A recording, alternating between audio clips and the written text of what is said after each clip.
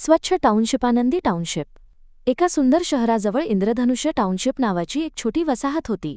त्या टाउनशिपमध्ये रंगीबेरंगी घरे, हिरवीगार झाडे, फुलांनी भरलेली बाग आणि खेळायला मोठे मैदान होते. त्या टाउनशिपमध्ये अनेक मुले राहत होती. आर्यव, मिताली, रुद्र आणि छोटी परी. दररोज सकाळी सगळे पक्ष्यांच्या किलबिलाटात उठायचे. मुले शाळेला जायच्या आधी बागेत खेळायची, झाडांना पाणी द्यायची आणि एकमेकांना मदत करायची. एके दिवशी टाउनशिपमधील खेळाचे मैदान घाण झाले. कागद, प्लास्टिक आणि बाटल्या सगळीकडे पडल्या होत्या. मुले चिंतित झाली. आर्या म्हणाली, आपण आपली टाउनशिप स्वच्छ ठेवली पाहिजे.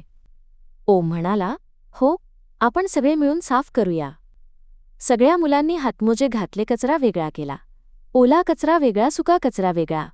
थोड्याच वेळात मैदान पुन्हा स्वच्छ आणि सुंदर झाले. ते पाहून टाउनशिपमधील काका-काकू खूप खुश झाले. त्यांनी मुलांचे कौतुक केले आणि म्हणाले, तुम्ही खरे जबाबदार नागरिक आहात. त्या दिवसापासून इंद्रधनुष्य टाउनशिपमध्ये एक नियम झाला, स्वच्छ टाउनशिप आनंदी टाउनशिप. मुले आनंदाने हसली, खेळली आणि शिकली, आणि इंद्रधनुष्य टाउनशिप आणखी सुंदर झाली. गोष्टीचा बोध: स्वच्छता, एकजूट आणि जबाबदारी यामुळे आपले घर आणि समाज सुंदर बनतो.